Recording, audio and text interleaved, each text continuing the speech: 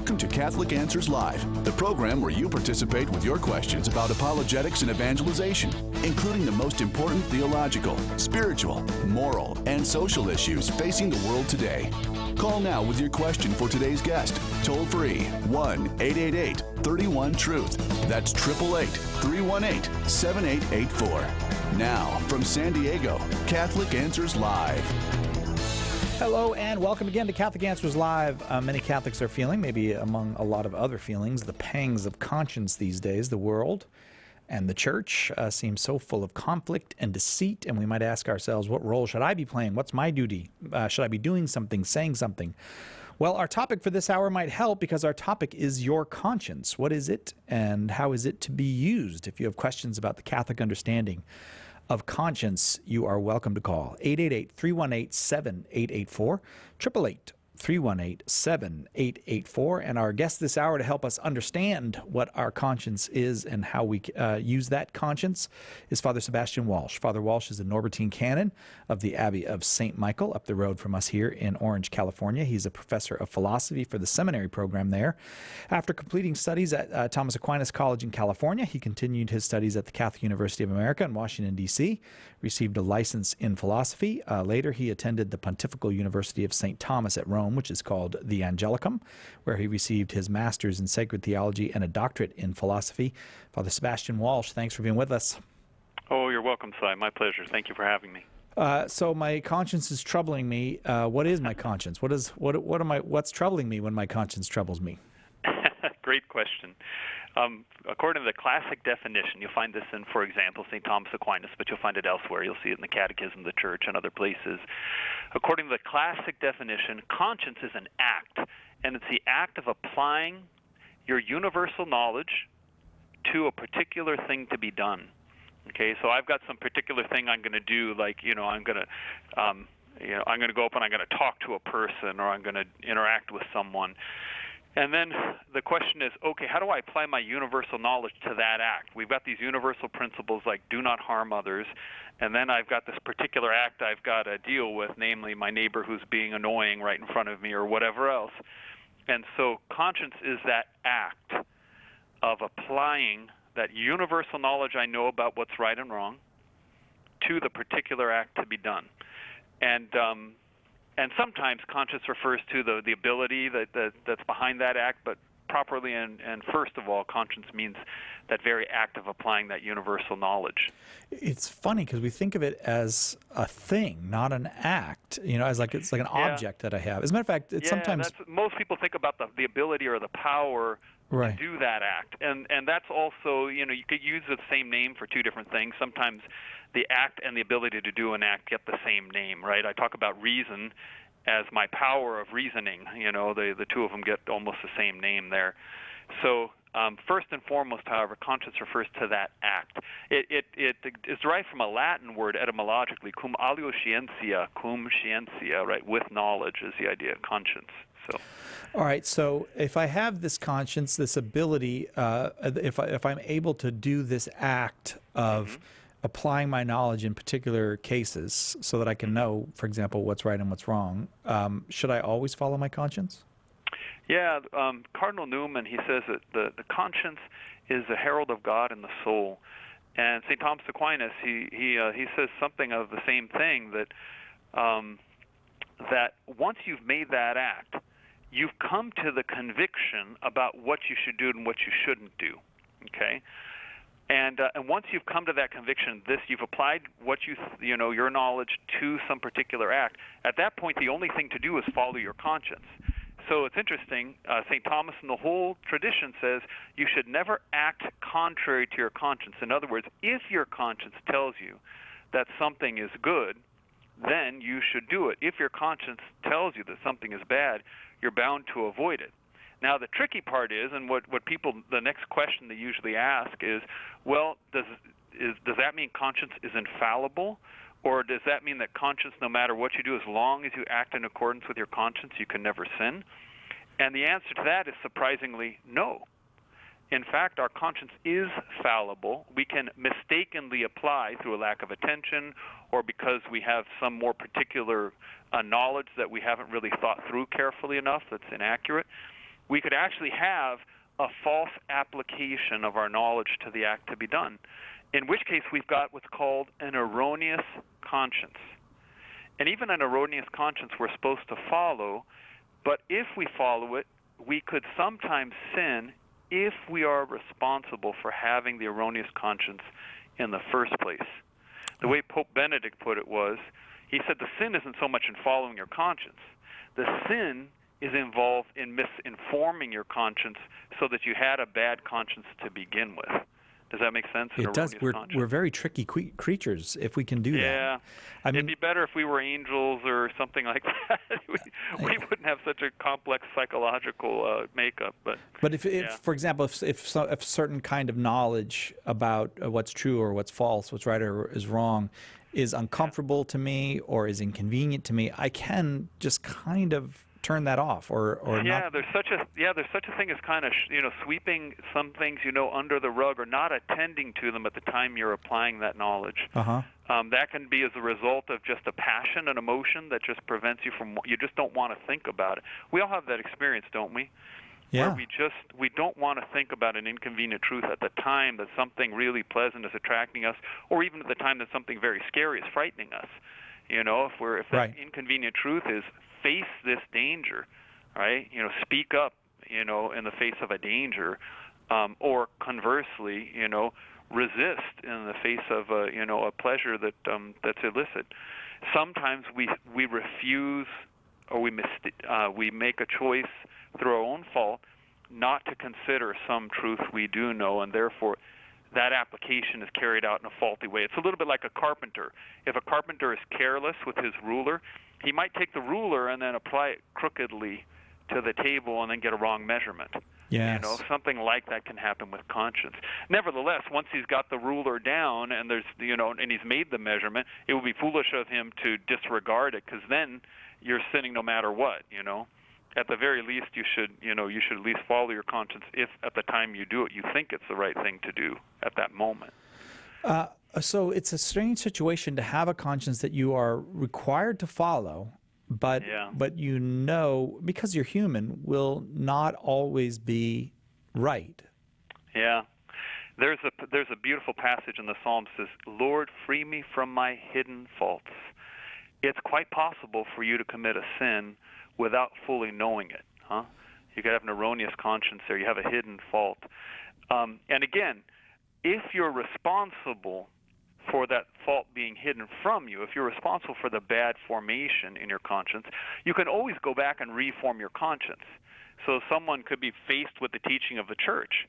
And if they have faith and they know the church's teaching on things can't be wrong in moral matters, it's definitive teaching on moral matters, then the person having faith will look back and say, okay, maybe I've got a badly formed conscience about the nature of marriage, for example, and I went and I voted one way in favor of, making same-sex unions equal to marriage, even though my conscience told me to do that. But then the church tells me the opposite. Maybe I need to reform my conscience to go back and see, maybe there was a serious mistake I made in originally forming my conscience here.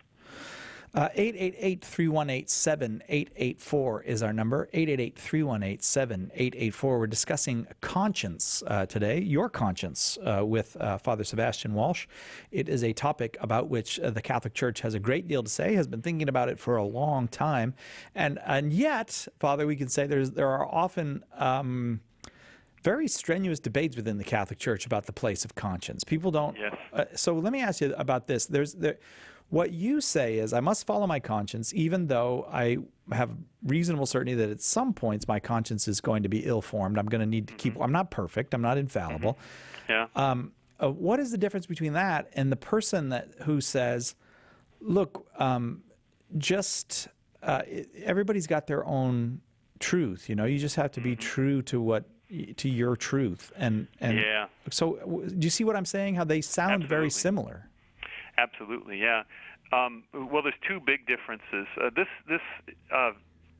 objection that you raise is foreseen in Veritatis Splendor, John Paul II's encyclical on moral theology. He's always one step ahead of me. He's Pope. Always one step ahead of all of us. He's he was a very wise man.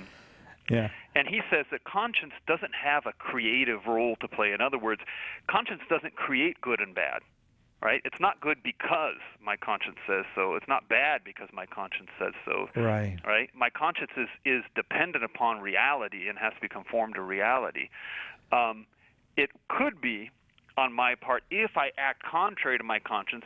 If I think A is bad to do, and I'm wrong about that, but then I decide to do A thinking it's bad, well then obviously I've got a bad intention, and now I've committed a sin. Do you see that? Yes. So even if my conscience was wrong about that, and I do something that's not bad, but I think it's bad when I do it, well obviously I sin because my intention's bad. But conscience doesn't determine everything about morality. There's the objective reality to what we would call the object. So I want to read you a little text here from Veritatis Splendor, chapter 54, paragraph 54. Okay. The way in which one conceives the relationship between freedom and law is thus intimately bound up with one's own understanding of the moral conscience. The cultural tendencies referred to above, in which freedom and law are set in opposition to each other and kept apart, and freedom is exalted almost to the point of idolatry, lead to a creative understanding of moral conscience which diverges from the teaching of the Church's tradition and her magisterium. And then he goes on to say in paragraph 56 that when we think our conscience is able to contradict the moral law which is handed on by God, then at that point we have to recognize, I've got a badly formed conscience. So our job is to follow our conscience, but always to recognize in humility that our conscience needs to be constantly formed, and with faith, it has to be formed according to the teaching of the Church and the divine law. Father Sebastian Walsh is our guest this hour. Our topic, conscience. If you have a question about your conscience or how to use it, give us a call, 888-318-7884, 888-318-7884. Don't want you to forget that right now, Catholic Answers Magazine is on sale for students. If you've got a student heading off to college or maybe heading back to high school where you are fairly certain, and I think you can have an almost moral certainty, that they're going to face challenges to their faith, intellectual challenges, emotional challenges, spiritual challenges to their faith, you want them to have rock solid help in negotiating those challenges. That's what Catholic Answers Magazine provides. And right now we've got our lowest price in years, the top secret price, which we are not allowed to mention, of $24.95 for the year. It's the lowest price in years, as I said. You just go to CatholicAnswersMagazine.com, you put in the promo code M, the letter M, school, and you get that top secret unmentionable price of $24.95 for the year for your student. Catholic Answers Live. We have a big problem. Our culture is dying, and souls are in danger of being lost. The answer is conversion to Jesus Christ in His Church. St. Paul Street Evangelization is a Catholic organization, and we have hundreds of teams spreading the good news throughout the country. But we need your help. The harvest is great, but the laborers are few. Find out more and get involved today at streetevangelization.com. That's streetevangelization.com.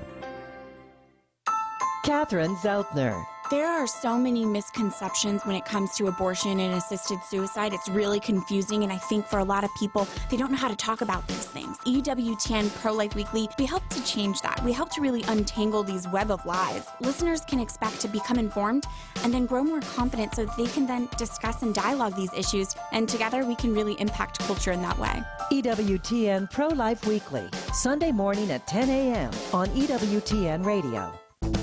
Call now with your question, 888-318-7884. This is Catholic Answers Live.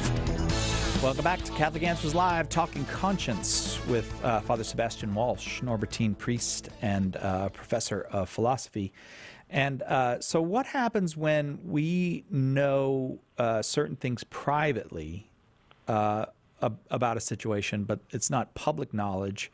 Where does our conscience come down on that? And if I give you an example, say a priest. Yeah, that'd be helpful, yeah. A priest, should that priest deny communion to someone that they know, because of private knowledge that they have, maybe from the confessional, that this person is not really repentant of their sins?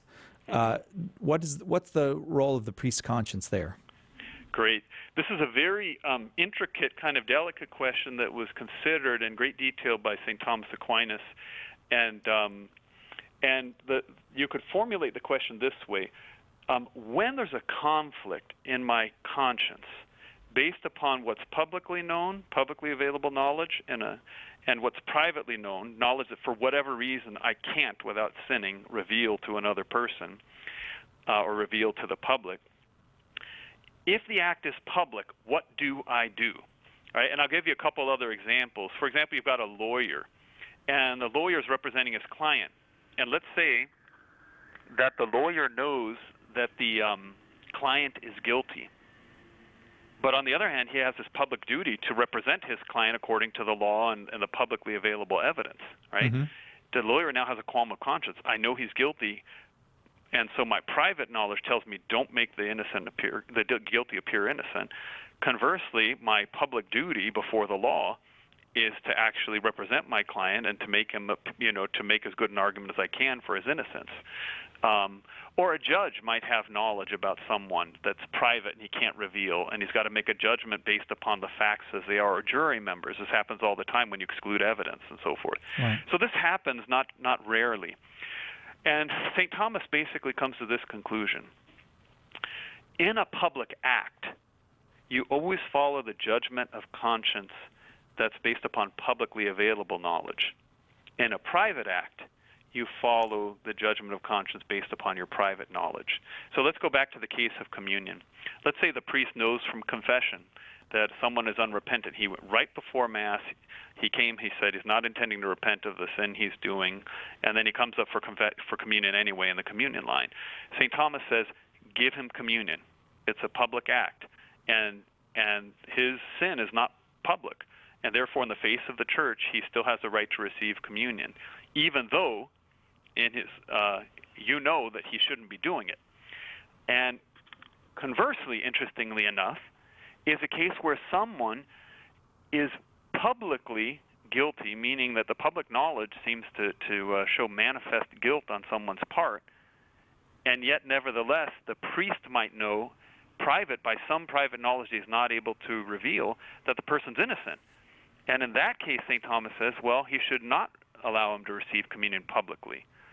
However, if that person came privately for communion, the priest could give them communion privately because there's no problem of scandal anymore.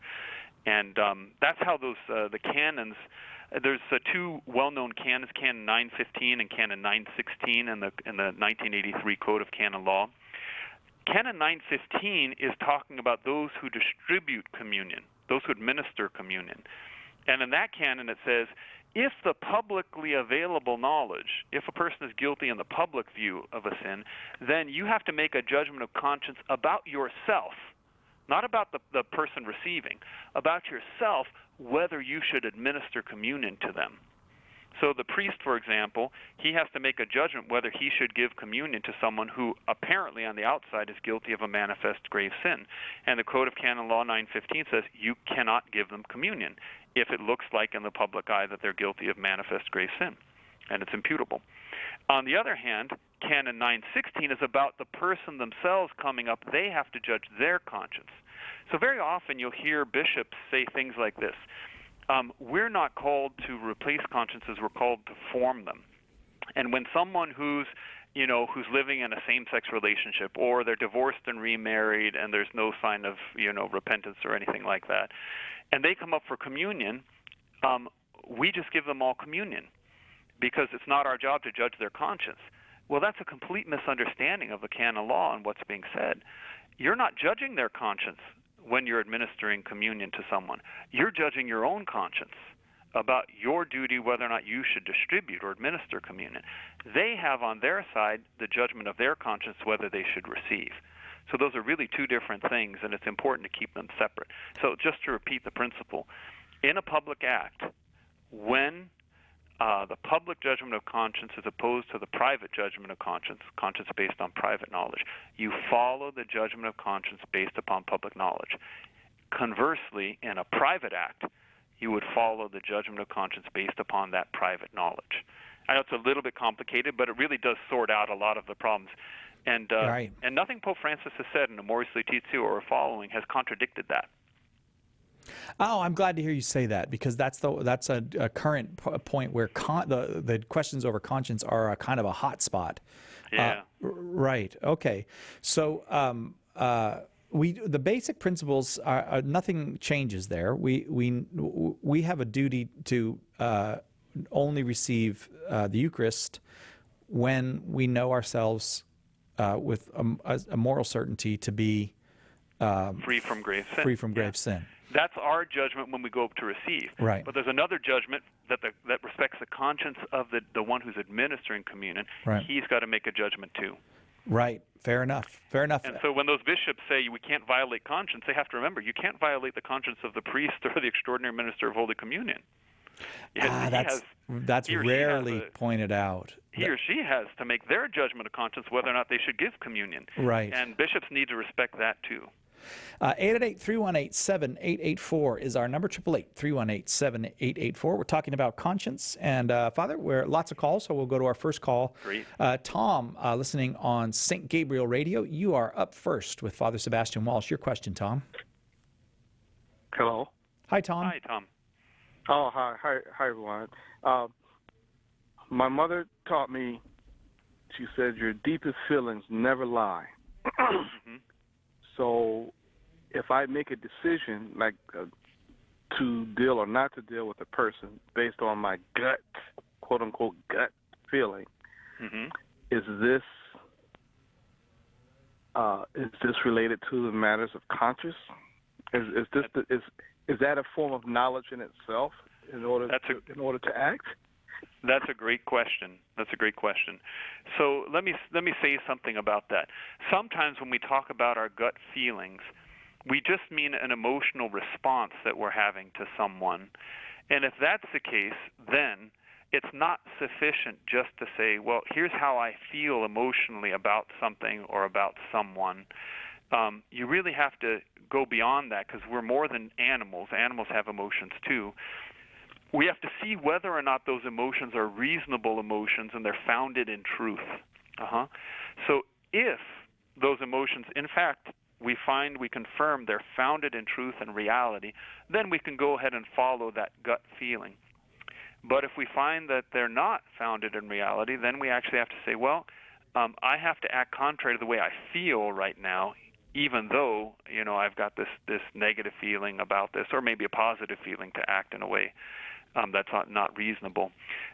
Sometimes, however, people, when they talk about their deepest feeling or their deepest gut, what they mean is the truth that they know with the greatest certitude. And really they're talking about what they know to be true, not an emotion. And if that's what you mean by going with your deepest feeling, what you mean there is with the truth that you're most certain, that you know most certainly in the time that you're making the decision, well then yes, that's that's following your conscience in that case. Does that make sense?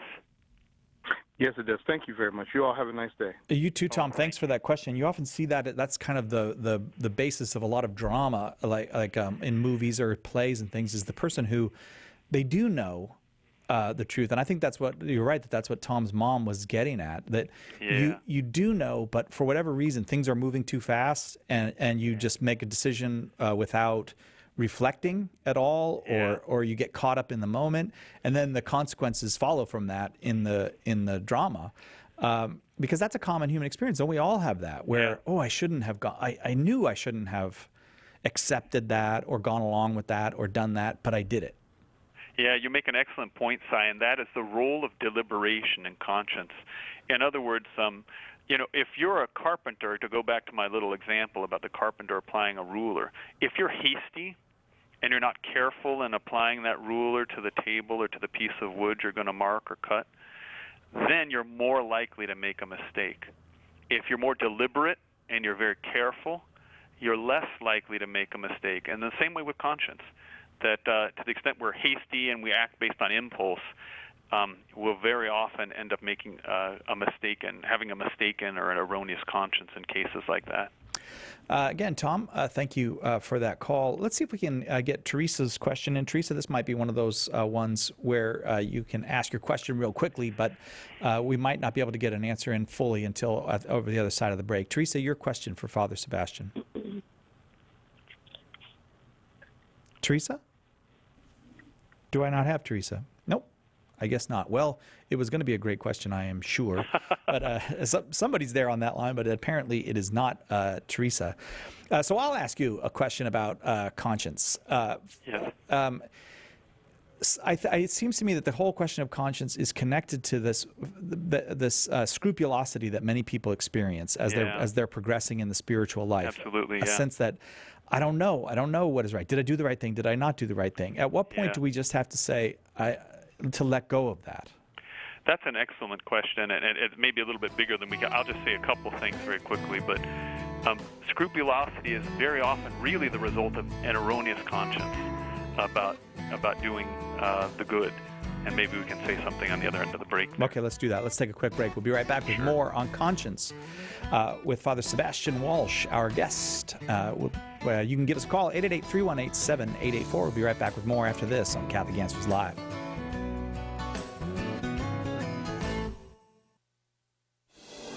A generation ago, Christian parents didn't have to worry about how to explain transgenderism to their 9-year-old or help their teenager deal with mockery at school for believing in traditional marriage. But today, as our culture's moral center continues to fly apart, and with every form of deviance publicly aired and celebrated, we have no choice but to equip our kids to understand about such issues. In Made This Way, How to Prepare Kids to Face Today's Tough Moral Issues, Layla Miller and Trent Horn give parents the crucial tools and techniques to form children with the understanding they need, appropriate to their age and maturity level, to meet the world's challenges. Silence can no longer be an option. If we're not teaching our children how to understand tough moral issues, then the world will. Read Made This Way and learn how to give your kids a firm foundation on which to build a life of moral clarity and happiness. Order your copy of Made This Way today by calling 1-888-291-8000 or logging on to the shop at Catholic.com. Looking for the best and solid Catholic resources that can answer your questions on all things Catholic? Looking for books, audio, and DVDs by the top Catholic thinkers and speakers on the planet today? Stop in today and visit the shop at Catholic.com. All of our resources are time-tested, apologist-vetted, and trustworthy and faithful to the teachings of the Catholic Church. There's no better source for solid Catholic resources anywhere on the internet. When you're shopping for good Catholic books, CD, DVDs, and more, turn to someone you can trust. Visit the shop at Catholic.com today. That's shop.catholic.com. Hi, this is Dr. David Anders. There are a lot of misconceptions about the Catholic faith.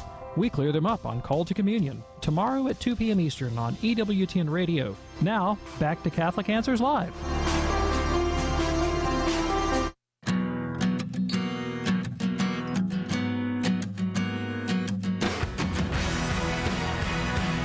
Welcome back to Catholic Answers Live. Father Sebastian Walsh is our guest this hour. Father is a Norbertine priest from the Abbey of St. Michael up in Orange County, and professor of philosophy, and he has a license in philosophy, so he can actually pull out that license if he gets stopped by the philosophy police. And no, I have a license to do this. 888-318-7884 is our number, and we're talking about conscience, that mysterious part of ourselves, that mysterious ability that we have. The one we'd like to turn off sometimes because it's inconvenient, and Father's helping us work through that. I asked you before we went to the break, Father, about the idea of scrupulosity, that because the Church demands that we be very careful in forming our conscience, that we try to know the truth so that our conscience is prepared and able and worthy to be followed, I suppose is a way to say it. People will sometimes go around and around and around and about, did I do enough? Should I have prepared my conscience more? And how do I know I'm doing the right thing? And we might call a lot of this kind of scrupulosity. Yes, That's a great question. So let me say just a little bit about that, because it happens very often, and in my experience as a priest, I've met many people who are really sincerely trying to be faithful Catholics, and they suffer from scrupulosity, which is a great cross for them. And scrupulosity is actually caused by an erroneous conscience, as it turns out. One of the things that's very important to recognize about conscience is it's not only about prohibiting evil, it's also about doing the good. And it's more important to do good than to avoid evil, because good is what's primary in the moral life. And very often people who are scrupulous, they think that the only side of conscience that needs to be listened to is the side that talks about avoiding evil. They don't attend to the part that says you have to do good. And so take the case of someone who's debating whether they should receive communion. They suffered from impure thoughts, for example, and in their conscience they're wondering, maybe I gave full consent to an impure thought, and they're very tortured by that. But they don't have any certain evidence that they did that. And then it comes time to go to communion. And the scrupulous person, all he thinks about is avoiding evil. But he never thinks about the joy that comes to the heart of Christ and the great good that comes with receiving communion.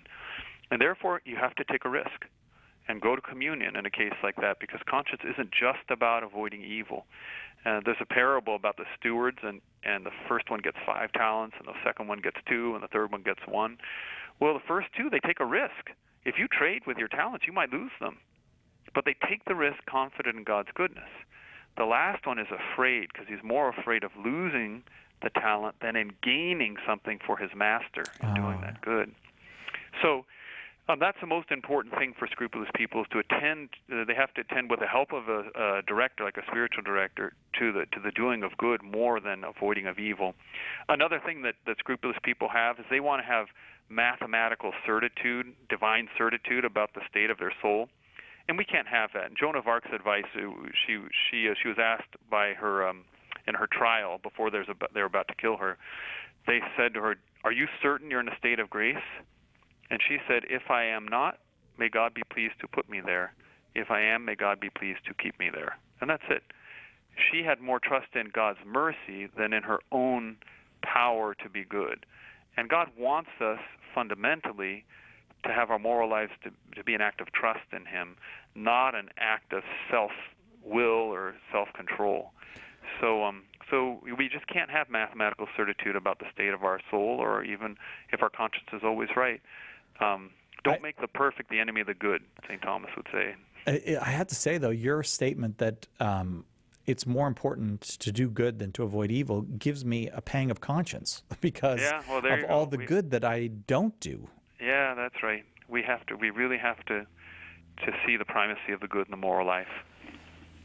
Well, yeah. Well, I have to go, Father. I have good things I have to do. Please excuse me. I'll just finish the interview here by myself. Yeah. Okay. No, this interview is a good that I can do to facilitate a conversation with you and our listeners. Ellen in Virginia, listening to EWTN on Sirius Satellite Radio, Channel 130. You are up next, Ellen. Your question for Father Sebastian Walsh. Hi, Father. I hope I'm going to be able to articulate my question properly. I find the topic fascinating. And my question is conscience, is it only formation, or is there something written on our hearts when we're born, or does natural law play into, like, is there a seed of a conscience that is then grown and formed? That's an excellent question, and I can answer that. Once again, St. Thomas has considered this very carefully, and he makes a distinction between conscience, which is that act of applying our universal knowledge to a particular thing to be done, and synderesis. Now, I'm not going to test you on that, but that's the fancy Greek name. Synderesis is what you're describing. It's those first universal principles of the natural law, those first truths: do good and avoid evil, don't kill the innocent, don't commit adultery, those first moral principles that are written on our hearts. And St. Thomas points out those can never be wrong. We always have those in our heart. And those are like the ruler that the carpenter uses whenever he's making a judgment about whether or not some act is to be done or avoided. And that can never be wrong. But sometimes when I apply those universal truths and I try to get down to the particular, right? So I have a universal truth, do not harm someone, and then I've got a particular case. Yeah, but this person over here, you know, my son is about to stick his fork into a light socket there, and the only way I'm going to stop it is if I hit him, you know, to make his hand drop the fork. And so is that harming him? And then I start to make more particular judgments, you see, and it's those more particular judgments where conscience can get fouled up. And where and a mistake can be made in the formation of your conscience. So you don't have to form your conscience with regard to those very first principles, those seeds, as you say, that we're kind of almost born with. Practically speaking, it's as if we're born with them. We do have to form our conscience with regard to the more particular truths that are between those universal truths and the particular actions that we do day in and day out. Does that make sense, Helen? Yeah, it does. So does, like, when we die and our soul leaves our body, does the conscience continue with the soul? Yeah, that's a separate question of what kind of activities does the soul carry on without the body. In principle, the soul could carry on certain activities with God's help, you know, after death. We wouldn't naturally be able to do much after death. But with God's help, we could carry on further actions which would only be restricted to knowing and loving. Those would be just pure actions without any interaction with the body. And still there's questions of conscience there, you know, theoretically. Now, by that point, we'll be judged, and so we're either going to be set in one way or another by God's grace, you see. So it turns out by revelation we know there's not going to be any more exercises of conscience with regard to what should I do and what shouldn't I do. Everything will be perfectly clear at the moment of our death. But in principle, if you were, say, Aristotle, and you didn't know exactly, you know, how these things could happen, you might be able to make judgments of conscience with regard to things that don't involve the body. So, like whether I should think this truth or whether I should love this thing, you know, in my mind or my heart. So, anyway. I appreciate it. Thank you. It gives me so much to think about. Yeah, you're welcome. I know those are deep questions, Ellen. Ellen, thank you so much. Appreciate that. Let's go to Kathy in Melbourne, Florida. Kathy, you are up next with Father Sebastian Walsh. Kathy, well, let me just find Kathy here. Kathy, your question. Hang on. Hi, can you hear? Hang on one second, Kathy. Did I just lose Father Sebastian? Okay, well, go ahead, Kathy. Your question. We just Father won't be able to respond until we get it set up. But go ahead. Your question for Father. Okay, thank you, Cy. I actually called yesterday, but today it's right in keeping. I had to hang up yesterday. I have a dilemma of conscience, and I think it falls right in line with what Father Sebastian was just detailing about doing good versus not doing evil. Okay. I have. We had a family funeral yesterday morning, and it was a Catholic mass, right? A Christian burial. And my large family of siblings, we were raised by wonderful parents, and all are cradle Catholic. However, the 4 siblings who were there in attendance, in addition to myself, not 2 of them are not practicing in any church or denomination of Christianity, and 2 are practicing in Church of Christ because they married siblings, or they married people who were living their faith and chose to keep their family together in that way for worship. So none of them are practicing Catholic, but all 4 of them went and received communion during the funeral mass. I will see 2 of them tomorrow, and I love them all very much, and I pray constantly that we will all be reunited at the table of the Supper of the Lamb on this side. And I don't know whether, but I have a dilemma because I don't know about them receiving worthily because they're not practicing, not attending Mass. I don't know whether to say some. And they're your siblings, so you can have a conversation with them. It wouldn't be like a stranger coming up to them.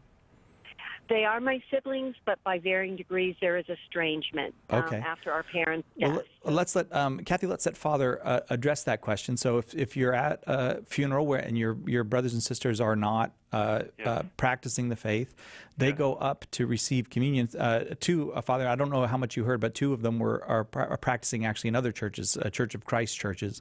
Okay. What is the sister's responsibility as far as correcting them or instructing them after the fact? Oh, after the fact, okay. Yeah. In a case like that, I do think that the person who is kind of closest to the situation has a duty and conscience to say something, obviously in a loving way. The goal is to get them to change their behavior. If you knew in advance, you could have told the priest in advance and could have asked the priest if he could make an announcement, just saying those who are not practicing Catholics or something, can receive a blessing, and to make a little announcement. That's fairly typical in a situation where you have a mass where there's a lot of people who aren't Catholic. The priest normally ought to make an announcement like that. But after the fact, you might have to go to them and say, okay, I just want to let you know, I know you probably didn't know this, but the church requires that we be practicing Catholics in order to receive, because it's a sign of our full communion with the Catholic Church. And I know you wouldn't want to be dishonest, and pretend like you have full communion when you don't. And so I'm just letting you know that at that point you've fulfilled your duty. You're not the administrator of communion at that point, and so you've done your duty. And if they still decide to go up, then there's nothing that at that point they're going to have to answer to to God for their own actions at that point. But sometimes it's someone else's place. Now it sounds like your parents are both passed away. It would normally be in that case the place of the parents to tell the children something like that.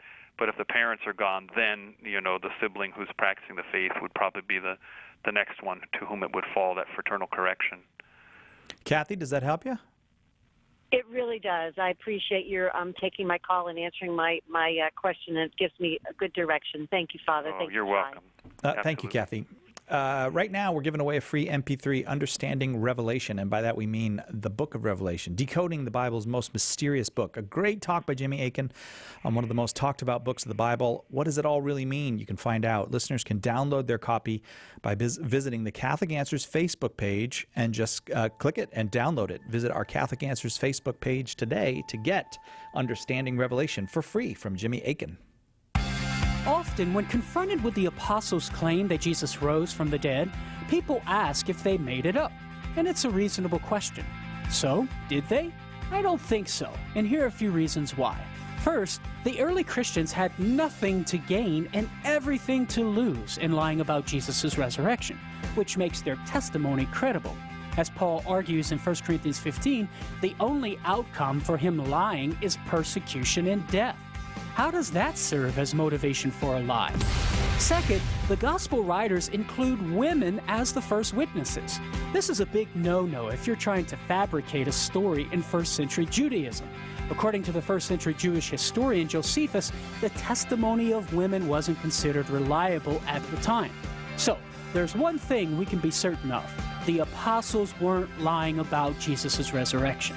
I'm Carlo Broussard with a ready reason for Catholic Answers, Catholic.com. EWTN, communicating the faith.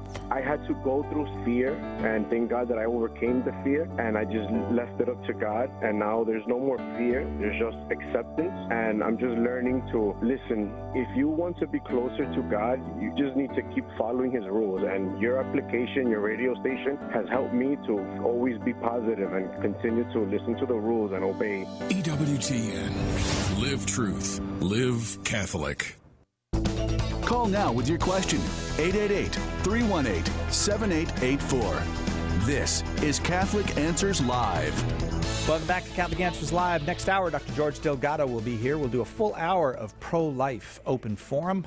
If you've got any questions about the beginnings, the ends, or the middles of life and the ethical questions that go into the treatment of human beings medically, you are welcome to call that hour. This hour, we're talking about conscience more generally. What is our conscience, and how are we called by the Church to employ that conscience? Not just by the Church, but also by reason, although the Church the church is both reasonable and the deposit of revelation. So she's got all that in her bag of tricks. We go now to Anna in Texas, listening on EWTN Radio. Anna, you are on with Father Sebastian Walsh. Your question, please. Oh, I am so wonderful to get on. I've been holding for a good while. Oh, thank you, Anna. I want to ask Father Walsh, is this not true? I've got two questions. Is this not that I've always learned all my life as a Catholic, let your conscience be your guide.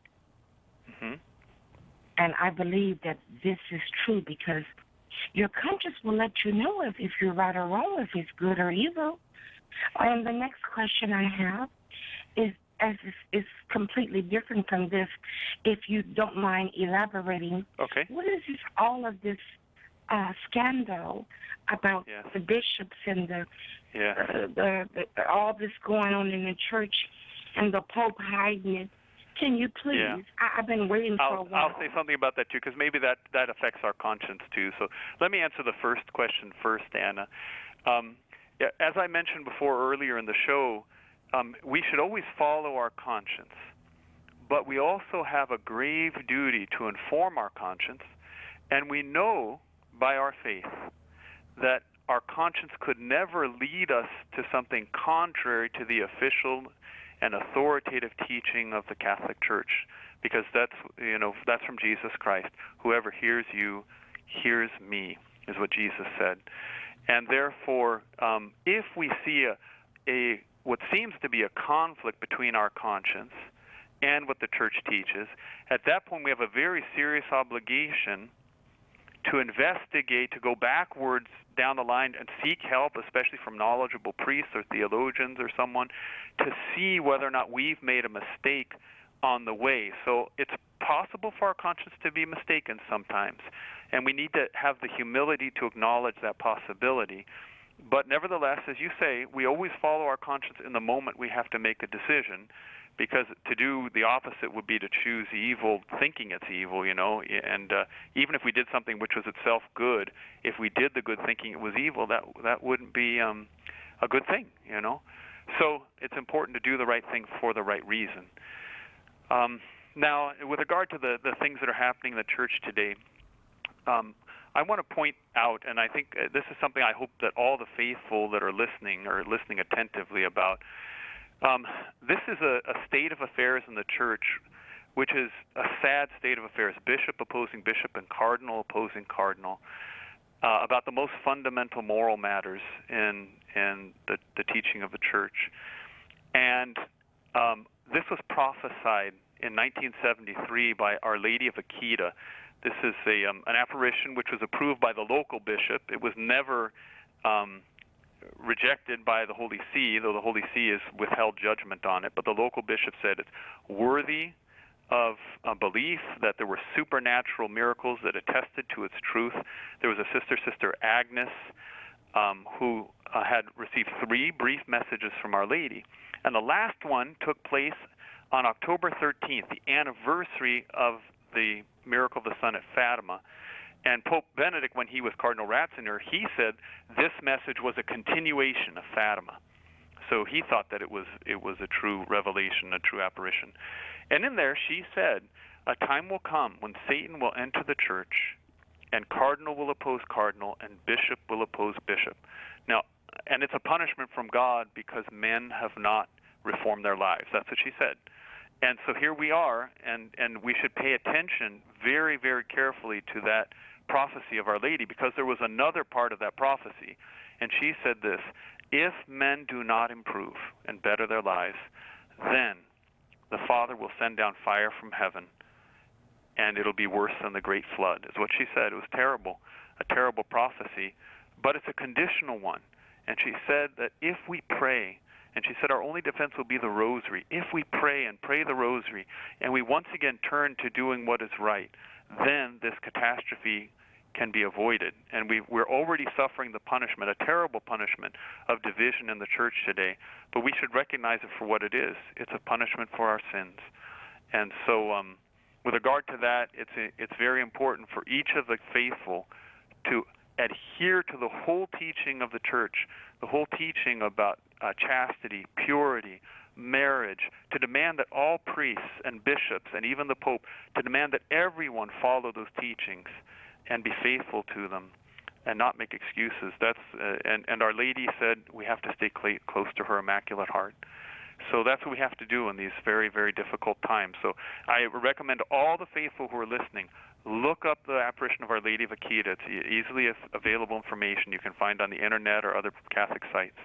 So that's my comment about that. Anna, thank you very, very much for that question. It's an ongoing question that we want to keep taking. We don't want to ignore it or underplay it or any of that. A young woman today told me that she'd been mad at the Pope about all this and decided she's going to pray for him every day. And I don't know that there's a better response than that. That's the best thing we can do. We can use our voices, raise our voices to demand that the whole teaching of the Church be preserved in its integrity and be clearly taught.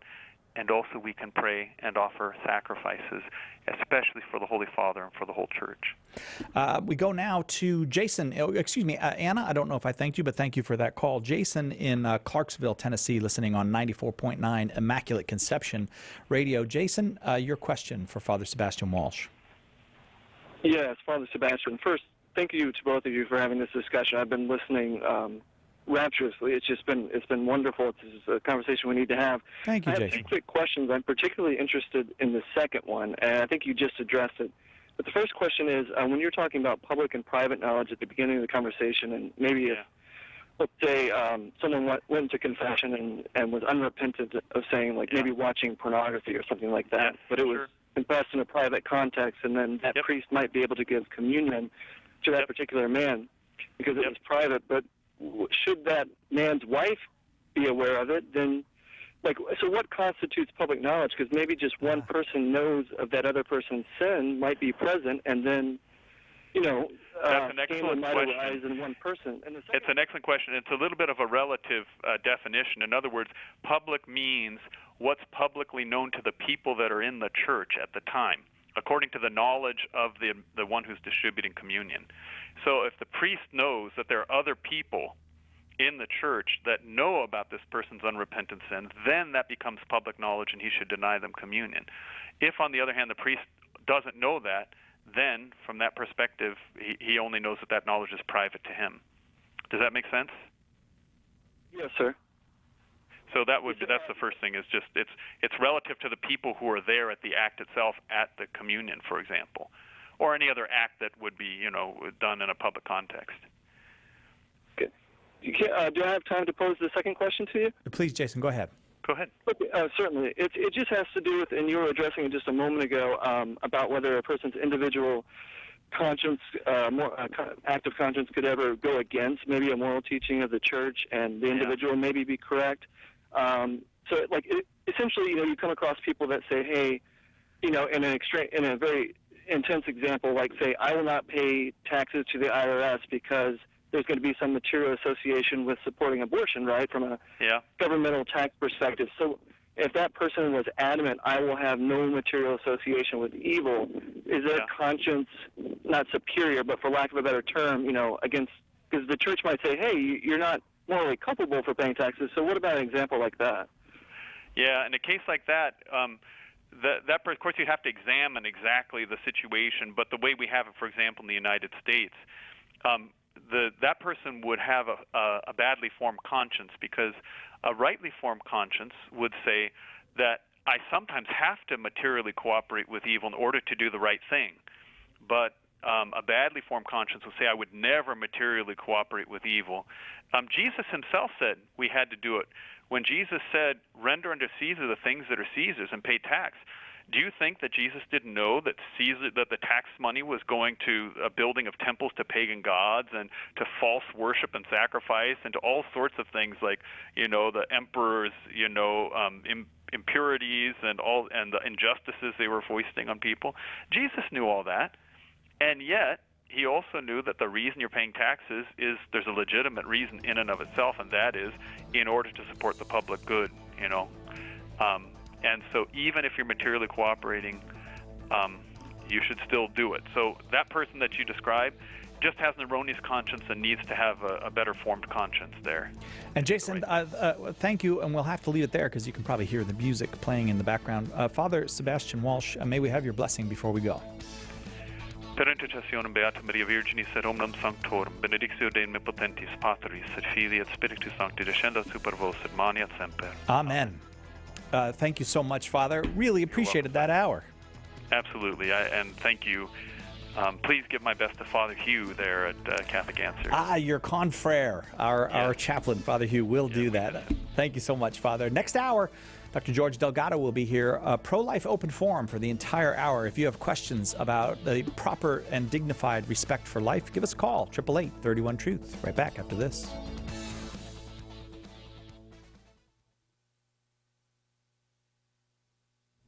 Did we lose Father? Oh. All right, I just wanted to say goodbye, Father. Thank you.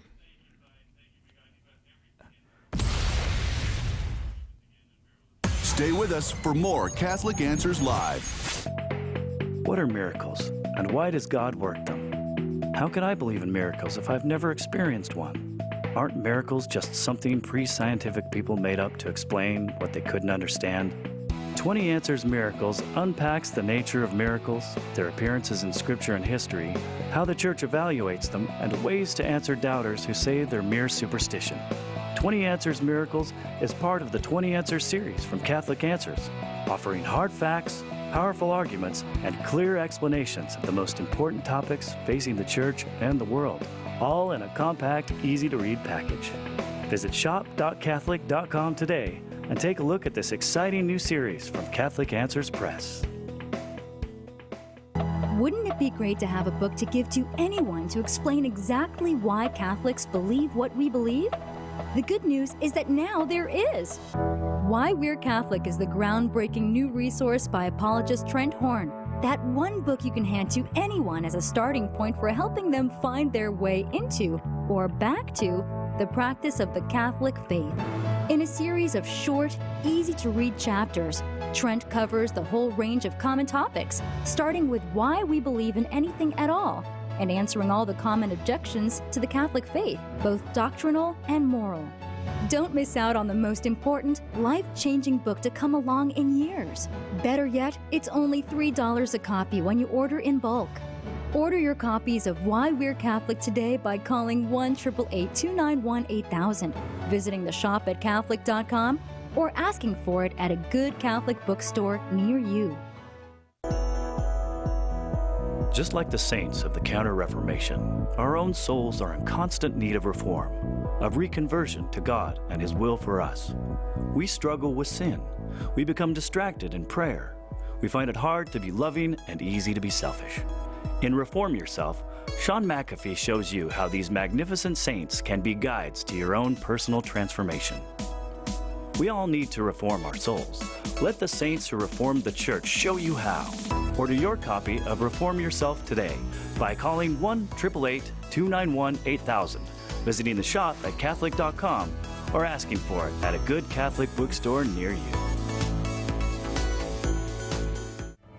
Hello, my friends. This is Christopher Check, president of Catholic Answers. I'm sure you have heard that it's still okay these days to hold to the quaint superstitions of Catholicism as long as you leave them in church, because when it comes to reality, religion is just foolishness that withers in the fierce light of science. Problem is, this narrative is false. It is in the Christian West that scientific discovery has most flourished. Still, too many of us find ourselves flat-footed when confronted with bugbears like Adam and Eve versus evolution, creation versus Big Bang, and Galileo versus the Inquisition. What can you do? Come to Catholic Answers 5th National Conference, Faith and Science. Guest speakers Father Terry Ehrman and Dr. Stacy Trasankos will join the whole Catholic Answers team to explain how faith and science are actually in harmony. September 27 to 30, right here in San Diego. And we are thrilled to announce a special keynote address by Raymond Leo Cardinal Burke honoring the 50th anniversary of Humanae Vitae. For all the details, visit CatholicAnswersConference.com. Atheists have a new tactic when it comes to talking about the existence of God. Your arguments in favor of God don't even deserve a reply, they say. Because not only does God not exist, He doesn't even matter. In his new DVD, Why God Still Matters, apologist Carlo Broussard doesn't let them off so easy. He takes apart the premises of those who say God's irrelevant and teaches you what you need to demonstrate why God is just as important. In fact, in today's world, more important than ever. Don't let atheists shut down the argument before it begins.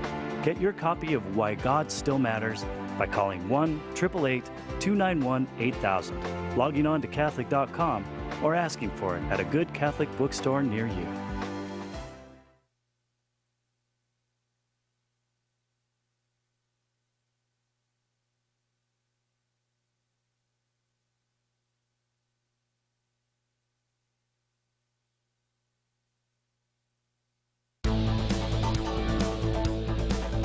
Welcome to Catholic Answers Live, the program where you participate with your questions about apologetics and evangelization, including the most important theological, spiritual, moral, and social issues facing the world today. Call now with your question for today's guest. Toll free 1-888-31-TRUTH.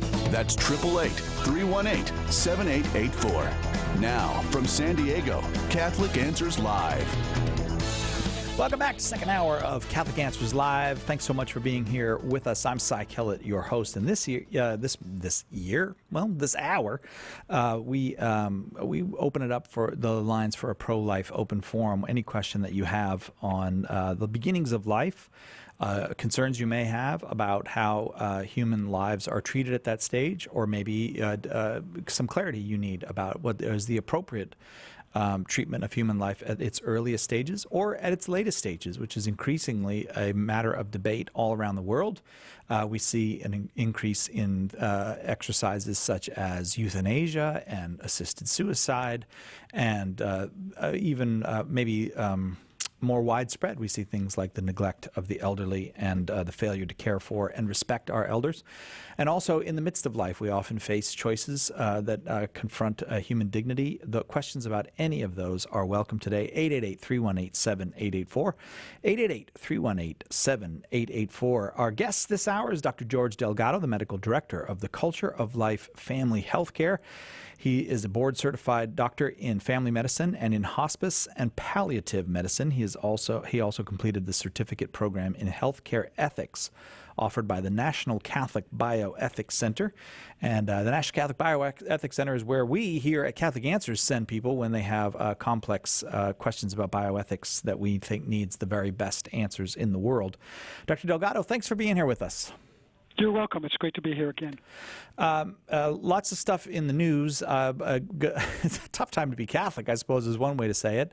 But it's not just the scandals outside the church. I note, and you mentioned to me just before we went on the air, some articles noting this as well, that Catholic, even very old, somewhat century-old efforts to assist people in the adoption of children, assist children who are alone in this world to find families, are going out of business. And can you tell me something about that? Sure, yeah. So one of the jobs of we as Catholic faithful, of course, is to take care of the poor and take care of the widow, the orphaned. And this is back from the times of the apostles, of course. And so Catholic involvement in adoption services goes way back, like you said, and even further back in history than even the formalized groups that have been offering adoption services as an alternative to abortion. Well, now, unfortunately, the LGBT organizations and their allies, particularly the ACLU and Lambda Legal, have been targeting Catholic adoption agencies and running them out of business. And they've been successful in San Francisco, in Massachusetts, Washington, D.C., and in Philadelphia. And what they're doing is they're demanding that these Catholic adoption agencies place children in homes of same-sex couples. And of course, we know that a child has the right to be raised in a household that is going to nurture and foster good development, and that good development takes place in the kind of family that God designed, which is a mother and a father. And of course, there are times when That's not possible when a spouse dies and you have a single parent raising a child, or when both parents die, which happens when there's an orphan left, and there you try to find the best person to raise them. But placing them purposely in a same-sex couple family is not the best thing for the child. It causes a lot of problems psychologically and spiritually. We know that. However, these agenda-driven organizations are trying to shove this down the throat of Catholic adoption agencies and having laws passed so that these agencies have to choose to either conduct their business going against their faith bases or go out of business. And of course, no Catholic agency is going to want to compromise its Catholic ideals and beliefs, and so they've been forced to go out of business. So I thought that, excuse me, but I thought that we were told that if gay marriage became a fact, it really wouldn't have any effect on anybody else. It has nothing to do with my marriage. It was that, but now we're seeing that like children awaiting adoption are being affected by this. Yes, it's one of those things where that the whole playbook for the homosexual agenda was to first create awareness and by having jokes and different comedy shows, then creating tolerance so they would be tolerated, then creating acceptance, and then creating a situation where it's forced upon us. And that's where we are now. It's being forced upon us, and these same-sex couples, it's not that they don't have a right to adopt children. They can still go to other adoption agencies, and they could even create their own to adopt children. But it's just that a faith-based organization should have the right to conduct its business in ways that are consistent with its beliefs, and that's what's being attacked. And it's just another attack on Christianity and on the natural moral law. But having lost the big case at the United States Supreme Court about gay marriage, it does seem that the logic of the courts then is kind of set. That there really is no defense anymore in American courts for Catholic outreach or another Christian outreach for the purposes of finding adoptive families for children. Can defend itself anymore, because then if we've decided that it's bigotry to claim that heterosexual marriage and gay marriage are different, then what's the legal basis to defend ourselves? That's right. We've put ourselves in a very difficult legal position, and our society needs to really recognize this and climb out of it and start to address this and take a stand. And people of goodwill, people who are Christians and others who agree with the family values that we espouse really have to take a stand and start electing officials who will appoint judges who will finally get things back on track. Dr. George Delgado is our guest. It's Pro-Life Open Forum this hour. 888-318-7884 is our number. 888-318-7884. It's time to head to calls, if that's all right with you, Dr. Delgado. Sure. Donna in Cincinnati, listening on AM 740 Sacred Heart Radio. You are up first with Dr. George Delgado. Your question, Donna. Hi. Last I heard, there were 16 states that gave the parents the right to claim their baby if it had been miscarried. And I know that of 3 organizations that provide caskets. There's Elizabeth Ministry, Central California Embrace, and Heaven's Gain. But I know Central California Embrace is just for California, and Heaven's Gain and Elizabeth Ministries are for all over the country. But are there more local laws that I'm not aware of, or more places in different states that are helping with the burial of these miscarried babies? Yeah, I don't know about the different organizations that are helping with this, and I'm only aware of California law. And California law, which probably is similar to laws across the country, because states often kind of tend to follow a certain template, is that if the miscarriage occurs after 20 weeks, then a death certificate is issued. Just like if a post-born person had died.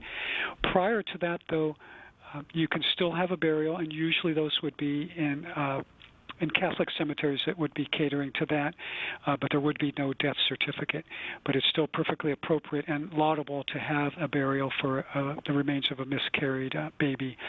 So the best place to look for that really is to to contact Catholic cemeteries because they usually have a section of the cemetery for the remains of those babies. Okay, Donna? Yes, like Ohio, we have the Parents Grieving Act, and that actually does give you a different kind of certificate when you lose a baby. And the Parents Grieving Act actually gives the right to families who lose a baby. That happened in 2008. We lost our son in 2006, and we were just very blessed that they didn't place him in medical waste and that they did allow us to bury him. And so I just wanted to know how many states were doing that, because we're just really blessed that we were allowed to. Yeah, you are very blessed, and that's very forward-thinking and really keeping with the dignity of observing the dignity of the remains of any human person who has died. Donna, thank you so much for that, because it's an important reminder to us. Because I think miscarriage is one of those things that people have a very hard time, Doctor, talking about, thinking about. And understanding what's the right or wrong thing to do. Yes, I think so. And it's also difficult for those friends of those people knowing what the right thing to say is. It can become quite an awkward situation that really requires a lot of charity.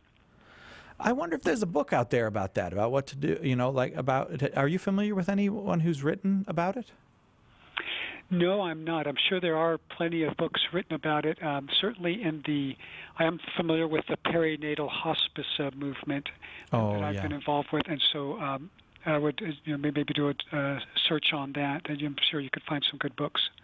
Dr. George Delgado, our guest this hour. It's a pro-life open forum. If you have questions about human life, human dignity, and the proper treatment of life in all of its stages, 888-318-7884 is the number. 888-318-7884, and is probably apropos of our topic this hour. I want to remind you that we have a kind of a deal on two really fine resources having to do with contraception. I want to say this book that our publisher here put together, Todd Agliolaro, called Inseparable: 5 Perspectives on Sex, Life, and Love in Defense of Humanae Vitae, is one of the best books you're ever going to read on the Catholic understanding of human sexuality and particularly of contraception. Well, the deal is you get it for free when you buy Trent Horn's DVD, The Case Against Contraception. You just go to shop.catholic.com, see the special combo offer page there, and you can get them both for the price of one. And both are excellent.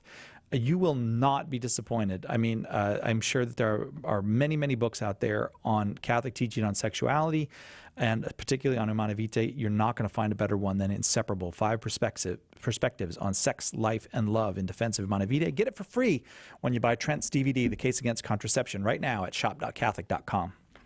Catch Catholic Answers live anytime at Catholic.com. Homeschool Connections, an online provider of courses for your Catholic homeschool, is a sponsor of Catholic Answers Live. Homeschool Connections website is homeschoolconnections.com. Catholic Answers Live is brought to you in part by CatholicSingles.com, the website for Catholics who want to meet others who share their faith and values for faith, fellowship, and love. You can learn more at CatholicSingles.com. Catholic Answers Live thanks CatholicSingles.com for their generous support. Encounter with Dan Demete and Patrick Rice is our new radio show for young adults. The Holy Spirit is about a new and exciting work in the young church of today. On Encounter, we bring young adults the life-changing testimonies of ordinary people that launch them into lives of extraordinary mission. Their testimonies bring faith and power into the lives of everyone who listens. Encounter with Dan Demete and Patrick Rice. The Spiritual Awakening continues Saturday night, 8 Eastern on EWTN Radio. Call now with your question, 888-318-7884. This is Catholic Answers Live. Welcome back to Catholic Answers Live. I am Cy Kellett, your host. Our guest this hour, Dr. George Delgado, eminently qualified to take your questions on life issues, and that's what this is, an hour of pro-life open forum. We go now to Anonymous, listening on Modern Day Radio. Anonymous, your question for Dr. George Delgado. Hi, Dr. Delgado. I'm calling anonymous, but I'm a mother of 10 children, and I'm just sitting out by my pool here, and I recognize your lovely voice. It's very distinctible. But I'd like to applaud you, Doctor, for being a wonderful Catholic doctor. You're a gynecologist and a GYN specialist. But I applaud you because there's very few and far between doctors like you.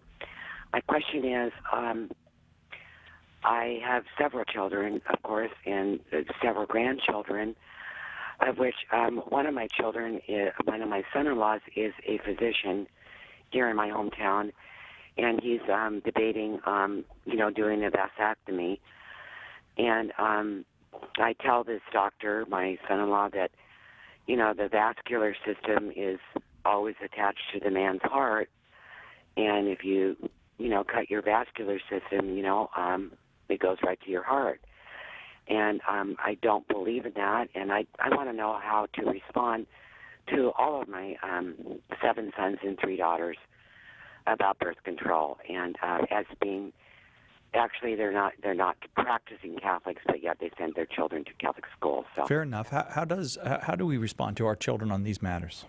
Yeah, so that's, first of all, thank you for being open to life and for mothering 10 children.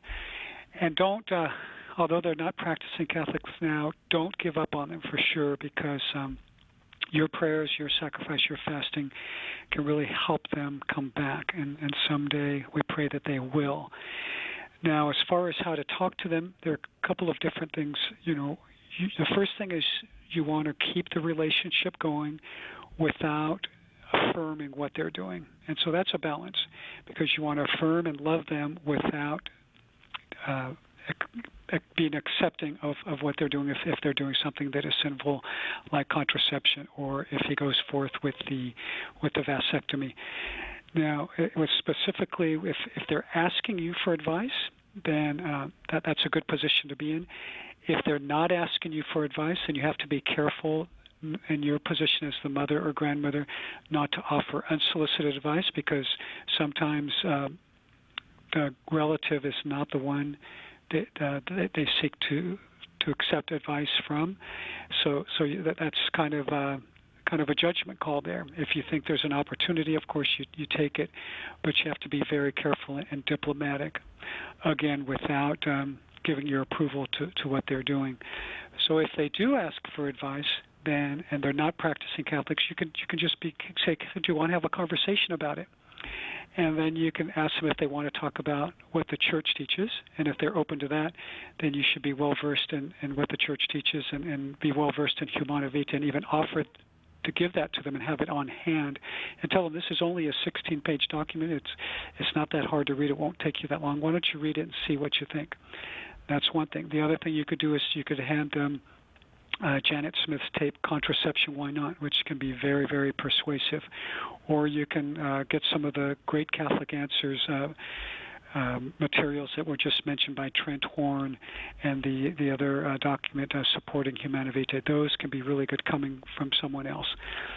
So if otherwise, if they're willing to have a discussion with you, then just talk about why the Church insists that contraception is intrinsically evil, about the marital embrace, and how there are two aspects of it that are inextricably linked, and that's the unitive and the procreative.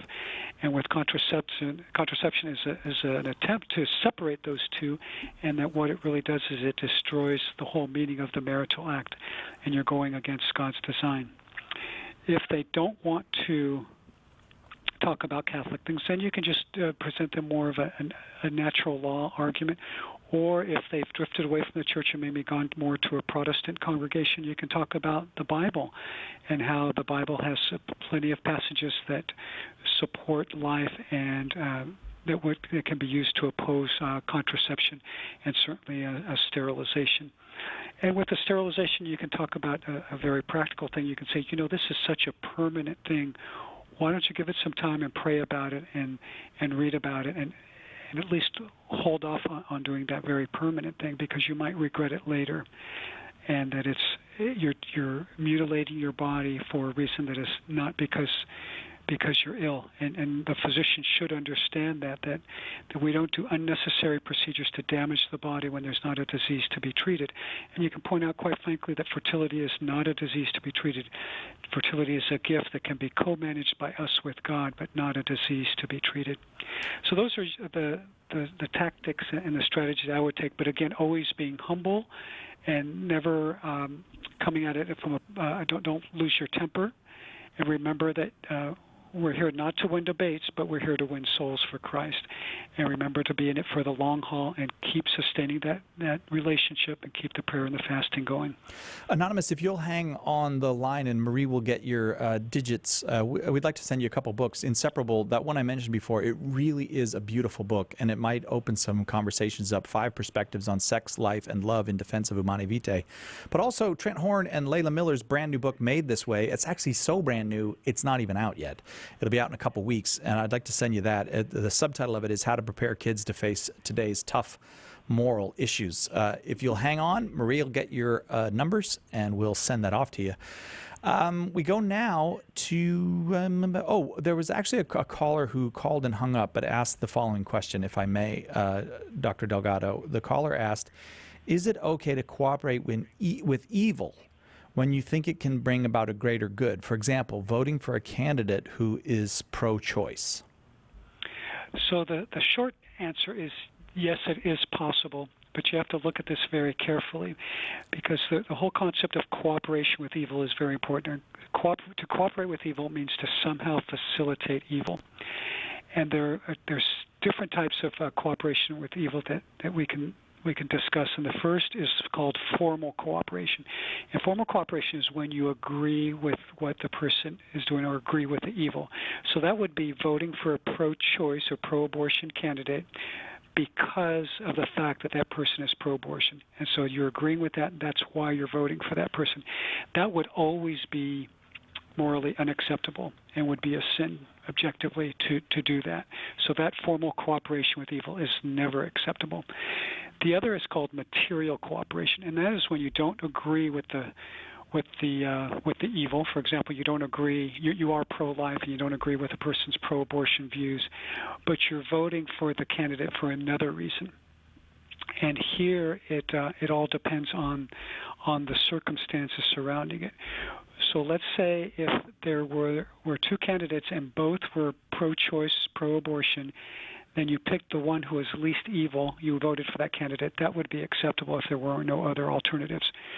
Or if there were, let's say, 3 candidates and one was pro-life but had realistically no chance of winning the election and had other things that maybe you did not agree with those, and the other 2 candidates were both pro-abortion, you would pick the one that was most pro-life of the 2 that were pro-abortion and vote for that one. That would be acceptable too. So you have to be very careful, because there's also the aspect of scandal involved with this, where if someone knows you're voting for a pro-abortion candidate, that might reflect poorly on you and give a bad example to someone else and lead them to later on maybe do things that were sinful because of your example. So you have to take all that into account, but there could be situations where you, yes, indeed, could vote for that candidate.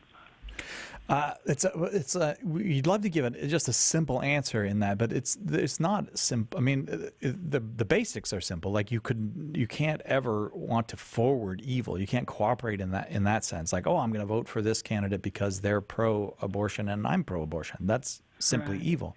But there are so many gray areas beyond that.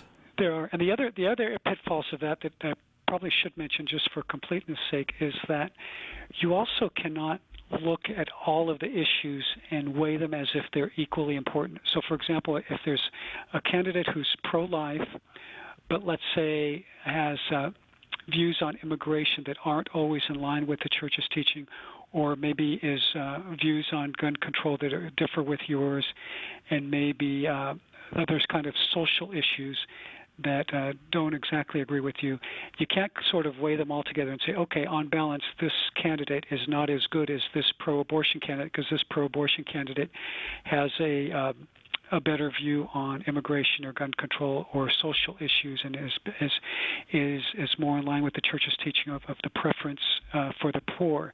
You can't do that because the life issues have a predominant role, and because life is such a great gift that without life we can't enjoy any of these other benefits that a candidate might offer, like better living situation or better health for the poor.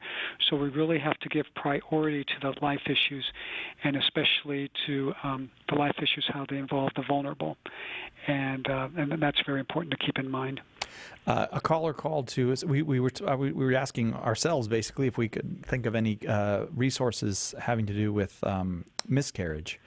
And Elizabeth Petruccelli, who's a fairly well-known Catholic woman, has a book called All That Is Seen and Unseen, A Journey Through a First Trimester Miscarriage. I can't recommend it. I don't know it. But I thought since we raised that topic, we'll share what a caller passed on to us. Let's go now to Terry in Houston, listening on Guadalupe Radio. Terry. Oh, no, I'm not going to Terry because my phone lines just went dead. So it may be that Dr. Delgado's still there, so the callers have dried up on us, but not Dr. Delgado. You're still here, Dr. Delgado, in case you thought you went somewhere. In this 50th anniversary of contraception, of the teaching against contraception that was consistent with the entire teaching of the Church from Pope Paul VI, are you seeing in your life as a doctor more acceptance that the Church's teaching might not be nonsense, that it might actually be valuable in people's lives? I really am. I'm seeing a lot of young, faithful Catholic couples who are coming in, and they know about the Church's teaching, and they fully agree with it, and they see that contraception is an evil and that will not help their marriages. And I'm also seeing younger people who are pre-marriage who also hold the same view. So I do see a lot of hope there. I'm glad that we're having a little hope on that front. It's been a long kind of period of darkness and confusion in the Church, and I hope that it is beginning to clear up. We'll take a quick break. We'll be right back with more pro-life open forum with Dr. George Delgado. 888-31-TRUTH, the number, 888-318-7884. Hello, this is Archbishop Salvatore Cordileone of San Francisco. Keep your dial tuned to Catholic Answers Live. With the recent commemoration of the 50th anniversary of the release of Humanae Vitae, there have been fresh attacks on Catholic teaching from outside and, unfortunately, inside the Church. That's why Catholic Answers thought it critical to provide a vigorous affirmation of Paul VI's prophetic wisdom with our newest book, Inseparable: 5 Perspectives on Sex, Life, and Love in Defense of Humanae Vitae. We asked 5 distinguished contributors to reflect on and defend Humanae Vitae from 5 perspectives, each of them compelling, together forming a mosaic of truth. Don't be caught uninformed when the topic of contraception comes up among friends, family, and co-workers. Order your copy of Inseparable today by calling 1-888-291-8000 or visiting the shop at Catholic.com. Is the Church wrong on contraception? In a culture that worships the pursuit of sexual pleasure, the Catholic Church's teaching on contraception can seem archaic and unintelligible. Its critics say it's outdated, theologically unfounded, and even harmful. And even faithful Catholics can have difficulty explaining this moral teaching. Catholic Answers is out to change all of that. That's why we've just released Trent Horn's dynamic new DVD, The Case Against Contraception. Using scripture, papal and magisterial teachings, natural law, and new insights provided by social science and medicine, Trent puts forward a compelling case for Catholic teachings with his trademark charity and persuasive graciousness. Be prepared to give a defense. Order your copy of The Case Against Contraception today by calling 1-888-291-8000, logging on to the shop at Catholic.com, or asking for it at a good Catholic bookstore near you. Hi, this is Dr. David Anders. There are a lot of misconceptions about the Catholic faith. We clear them up on Call to Communion, tomorrow at 2 p.m. Eastern on EWTN Radio. Now, back to Catholic Answers Live.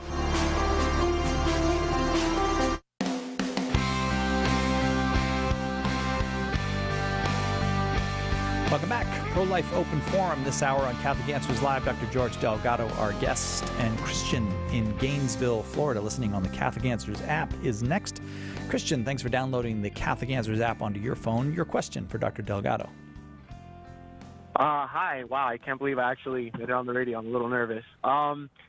So my question for Dr. Delgado is that of end-of-life hospice issues. So just I was a bedside nurse for a few years, and I've had some firsthand experience with this where patients, even though are not actively expressing distress but are experiencing something which you may think is distressful, and you give them some sedation medication towards the end of life. What is the Church's perspective on that? Well, the Church teaches that we should treat patients' symptoms, and we should give them very good palliative care. There's no doubt about that. But it has to be done ethically and appropriately. So there are abuse potentials certainly there. And the abuse potentials are many, including withdrawing fluids and nutrition inappropriately. And also there can be the abuse of using palliative sedation inappropriately as a way, kind of as a soft euthanasia, as a quiet, under-the-radar euthanasia. But what good palliative care would do, if a patient has physical symptoms, and I stress that because most good programs emphasize that palliative sedation should not be given to a patient who's having existential pain or suffering. And existential suffering is the anxiety and the distress and the despair one feels because of the impending death.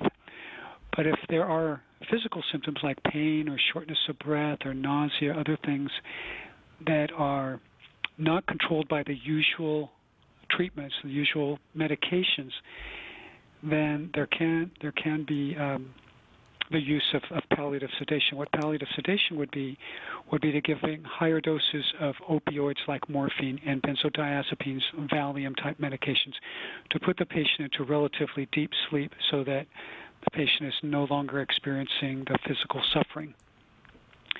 Now, good palliative sedation, of course, will then, if the symptoms are well controlled for several hours or a day, will then start to back off on the medications to see if the patient can come back to consciousness.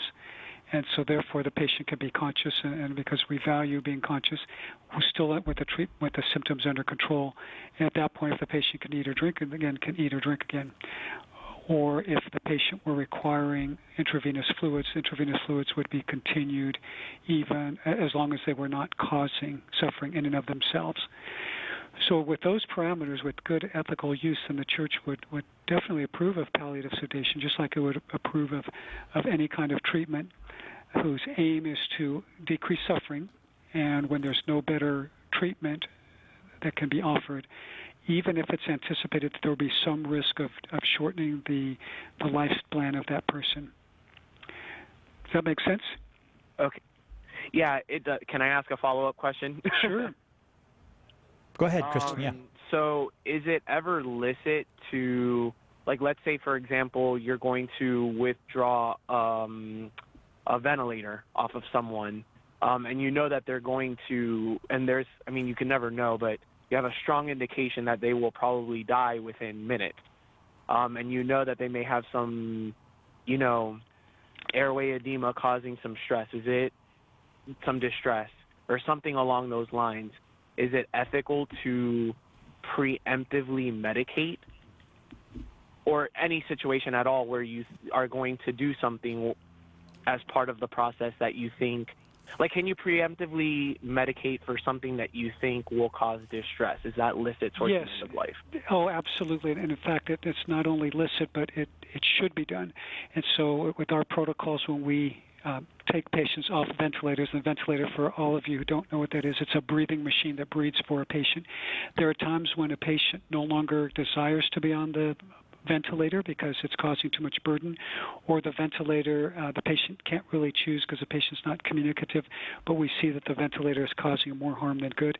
Then we do what's often termed a compassionate extubation. We take the patient off the breathing machine, and we can very well anticipate that with taking the patient off the breathing machine, there's going to be a great sense of breathlessness immediately. And so we do and we should pre-medicate often with morphine, because morphine is a really good medication for decreasing the sensation of shortness of breath. And also we often will pre-medicate with a benzodiazepine, a Valium-type medicine, because of the anxiety involved with it. And that is the kind and compassionate thing to do. And then once we pull it off, then we see how the patient is doing. If the patient is having more breathlessness, we increase the doses. If the patient is doing well, then we might decrease on the dosage and see how the patient does. And I've been involved with these cases of compassionate extubations where it's gone very well and the patients have been very comfortable. One case in particular jumps out at me was an elderly woman who afterwards she started talking to her family and she said, "Hey, somebody bring me lunch." She was able to eat a little bit. She was able to visit with all of her family.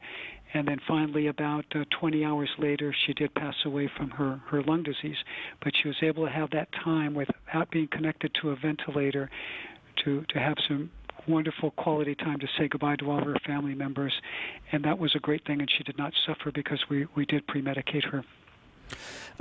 Thank you very much for that call, Christian. I sometimes notice in secular media, particularly I'm thinking of an article that was in the New York Times maybe a month ago. There was the Los Angeles Times maybe a month ago, where it was suggested that the Catholics are kind of a little bit hypocrites on this because, they won't go with euthanasia, but they are giving people these medicines that are, in fact, hastening their death. Yeah, so the medications may hasten death. So that's the key thing there. And the second key thing is intention. So with euthanasia, you're killing a patient directly because you don't want the patient to suffer.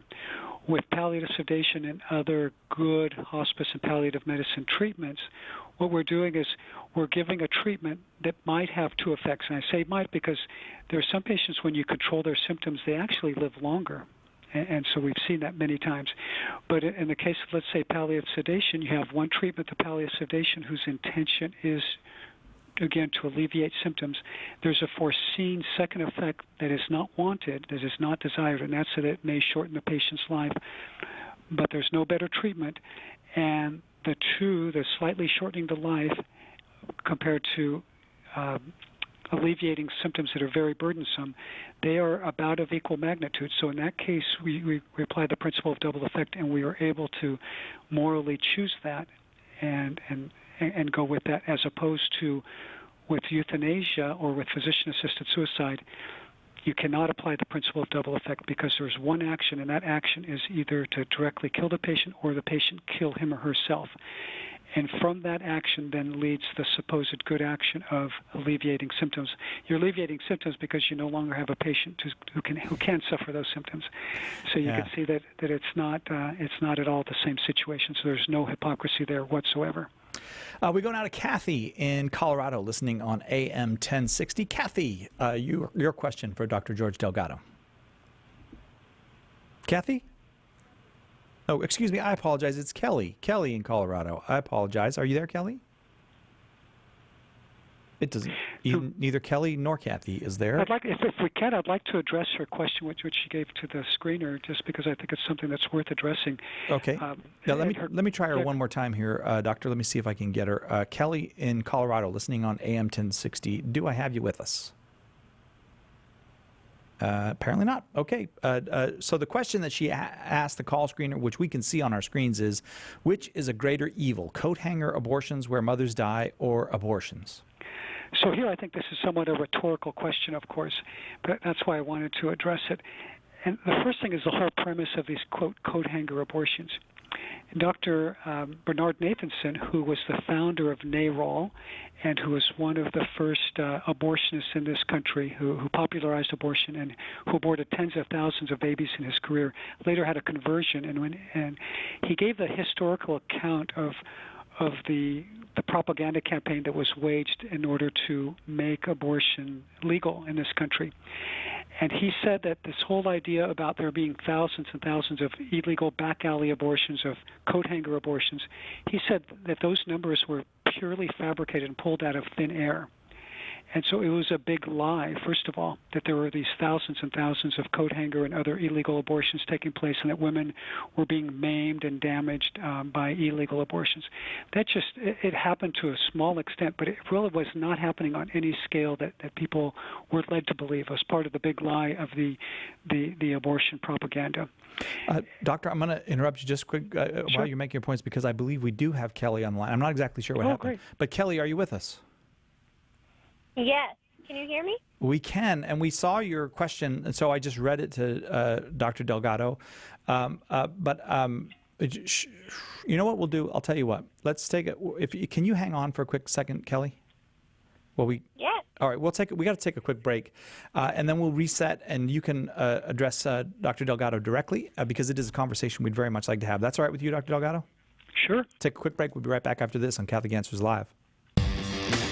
Hi, this is Phillip Rivers, NFL quarterback, and you're listening to Catholic Answers Live. The wisdom of Mother Angelica. The devil will always do his best to tempt you into sin until you get to that place where you love sin. That's what he wants. He wants you down there with him. And not because he loves you, he hates you. When you do what the enemy tempts you to do, he does it out of pure hatred. EWTN. Live truth. Live Catholic. You've heard that St. Paul Street Evangelization supports hundreds of teams of evangelists sharing the good news. But did you know that some of these teams are public prayer stations? Set up a sign on the sidewalk and offer prayer and encouragement to those you encounter. Everyone needs prayer. Try this new method of witnessing to Jesus. Contact St. Paul Street Evangelization to get started at streetevangelization.com. That's streetevangelization.com.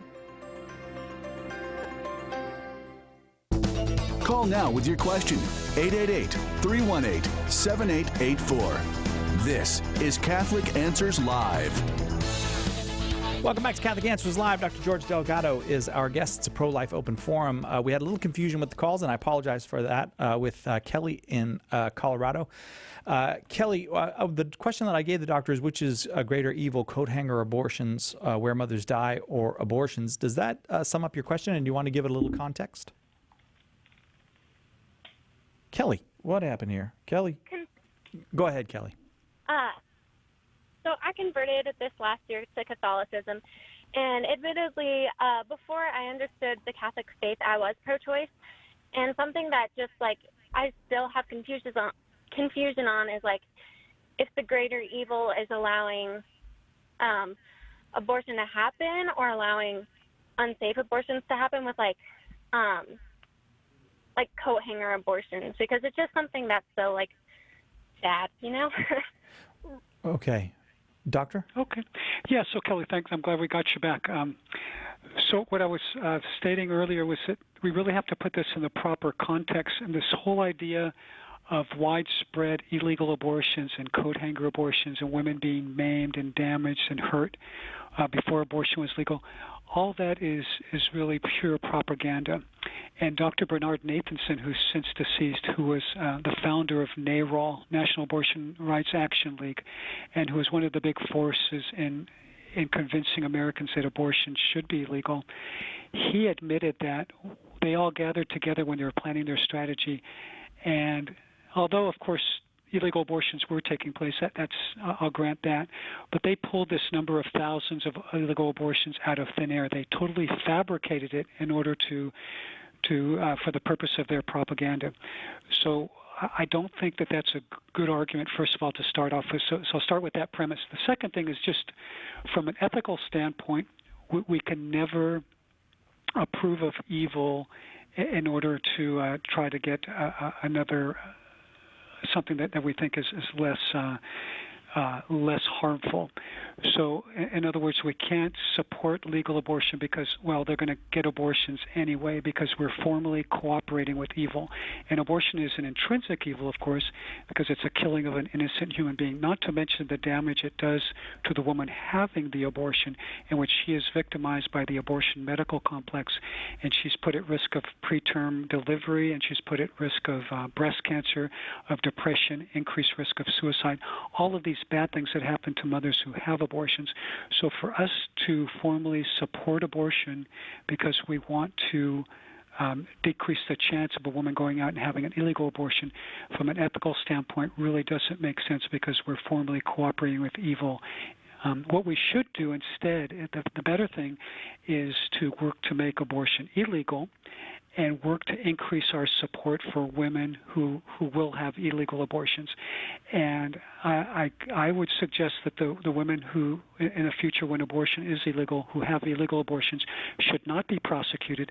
They instead should be treated like survivors of suicide attempts. We don't try to put those people in jail. No, we give them the help they need, the psychological help, the physical support, the social support. But we would aggressively go after the doctors and other people who are promoting or conducting illegal abortions. That, I think, would be the much more common sense and ethically appropriate approach to that situation. Kelly, how does that sound to you? Sorry, yes? How does that sound to you, Kelly? Yeah, that really clarifies it. Because I'm so new, because I'm a convert, it neither really made sense to me, so that really clarified it. Well, welcome to the church, Kelly. When were you received into the Catholic Church? This last Easter. God bless you, sister. Will you call again? We're happy to take your questions. Sure. All right. Very good. Appreciate it. Thank you so much. I'm so sorry that we gave you the runaround there. That was entirely my doing. Sabrina in Española, New Mexico, listening to EWTN on XM satellite radio. You are up next. Sabrina, your question for Dr. George Delgado. Hi, can you hear me? We can. Your question? Hi there. My question is, I suffer with PCOS, and it causes me to not ovulate or not have a cycle. So my doctor's answer to fix this for preventative maintenance, if I ever want to have a child, is to take birth control, but I'm not comfortable with that because of my faith, and I'm curious if that's true, that I need to have it preventative, or if I should take it because I'm not using it as a contraceptive. I just want some clarification on it. Okay, that's a great question. Do you mind if I ask you how old you are? I'm 24. 24. Okay, so you're young. Yeah, so I would think that, putting you on a birth control pill would have one advantage of protecting the lining of the uterus from developing cancer. However, it would put you at significant other risks, including increasing your risk of breast cancer, especially if you've never had a term pregnancy. So we know that the birth control pill does that. It also would increase your risk of blood clotting disorders, including blood clots in the legs that could break off and go to the lungs, increase your risk of heart attack and stroke. So the much better way to accomplish the same thing would be to have you take natural progesterone once a month or even once every 3 months to balance the lining of the uterus so that you would no longer have that risk of cancer. That would accomplish everything that the birth control pill would without all of those risks and side effects. Furthermore, there are other treatments that would be even better. You could take a medication called metformin that's been shown in women with PCOS to induce them to ovulate. And then when you are thinking you probably want to have children, then there's a surgery you could have called an ovarian wedge resection. I would go to a surgeon who is skilled in that, not to any surgeon.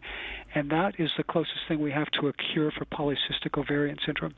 If you want to learn more about those treatments, go to a website, naprotechnology.com, and you can read up there on treatments for PCOS. So unfortunately, the birth control pill is a hammer in the toolbox of gynecologists, and whenever there's a woman who has something going on and she doesn't want to get pregnant, they automatically put her on the birth control pill. And it's really a tragedy because it's not a good treatment and exposes you to a lot of risks, not to mention if you are having sexual intercourse, there is a risk of an early chemical abortion caused by the birth control pill. So lots of bad things with it, and I don't recommend it for most things. Okay, Sabrina? Yes, that answered so many of my questions. Well, that's what we're here for. That's why we like to have Dr. Delgado on. Thank you so much, Sabrina, for that call. I'm going to just move quickly to try to get as many as I can. Dan in Kansas, listening on Divine Mercy Radio. You are up next. Your question, Dan. Hello, Dr. Delgado. Thanks for taking my call. My dad died a couple months ago, and he was 90, and he lived a good life. So, I hope I can do the same. But at the end of his life, he went into organ shutdown and became comatose. And the consensus was to put him on what's called comfort care, in which basically they just, monitored how comfortable he seemed and gave him morphine as needed.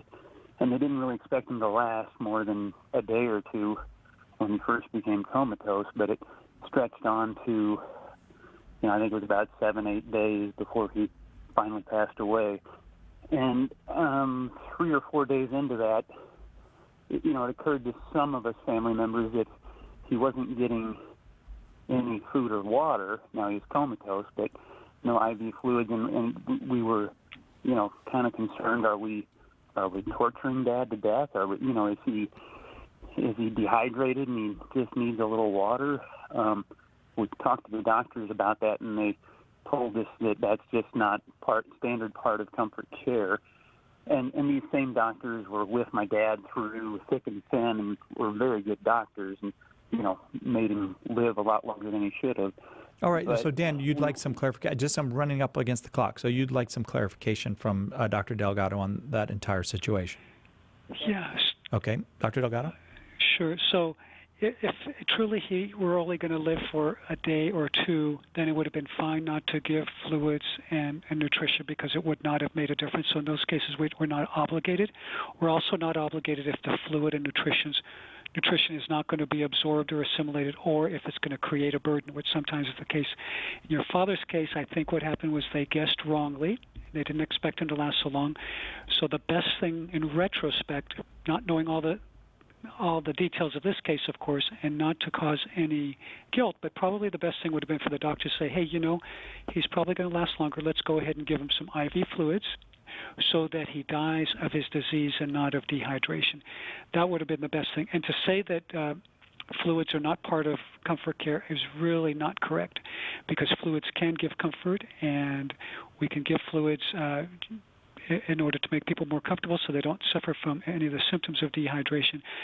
And also because, like I said, we want the people to die of their illness, not to die of dehydration.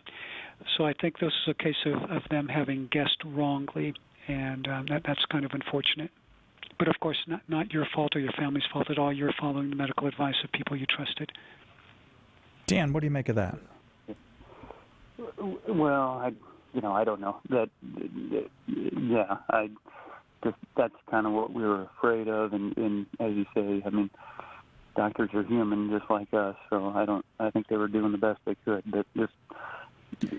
And the dying process is a complicated process. It's very particular to each person, Dr. Delgado, and we do have to accept that it's not always going to be perfectly handled. You're right. It's not always going to be perfectly handled, and we do have to have the bias for life, and so we always have to be very careful when we do things that may shorten life, and make sure we have a good reason to do it, and that's very important. That's why the dialogue between family and the doctors is so very important. And I think, in the future with other people in your family, I'm sure that, Dan, you and your family will have a different perspective, and you'll maybe question doctors more if they go this course. And I think the good question to ask is, if you say, well, why isn't fluid part of comfort care? Why can't we have it? And they won't be able to give you a good answer. And then if they say, well, it's going to harm him more, and say, well, how do you know it's going to harm him? And then they might give an answer, and then you can say, well, why don't we try it? at a low flow rate and see how he does. And if he does okay, then we continue. If he doesn't, then we could always stop it. And so I think that kind of give and take is always quite helpful in handling these kinds of situations, because doctors sometimes get in a locked in a certain lane of a treatment plan that they always use on everybody. And sometimes they need to be reminded that we need to personalize and customize our care to each and every individual. Dan, I hope that's satisfying and helpful to you. Really a complicated situation, but I will say that it strikes me that, Doctor, that we often need help with these situations because advanced technology is so it brings up so many complex issues. I do think that people can contact the National Catholic Bioethics Center if they have questions about a standard of care or whether care is appropriate. Am I correct about that? That's right, they can, and they have a great website just for general information. They also have a hotline to get a consultation, and you can go to ncbcenter.org, ncbcenter.org, National Catholic Bioethics Center. And it's also good just to, when you are selecting a physician, talk about these things when you're doing the evaluation process to see if that physician is right for you, if that physician knows about Catholic teaching, knows about good ethical approaches to care, because that's so important these days. Again, thanks so much for that call, Dan. We really do appreciate it, and our condolences on the loss of your father, and our congratulations on you doing your very best to care for him. That means so much. And what can we do? We can do our best. That's all we can do. Dr. Delgado, thanks for another great and very informative hour. You're welcome. Thanks for having me. And join us tomorrow for 2 hours of Open Forum. If you didn't get through today with Dr. Delgado, well, Open Forum means any question you've got on the Catholic Church, on Catholic faith, on Catholic people, Catholic beliefs, they're all welcome. We'll be here and see you then, God willing, on Catholic Answers Live.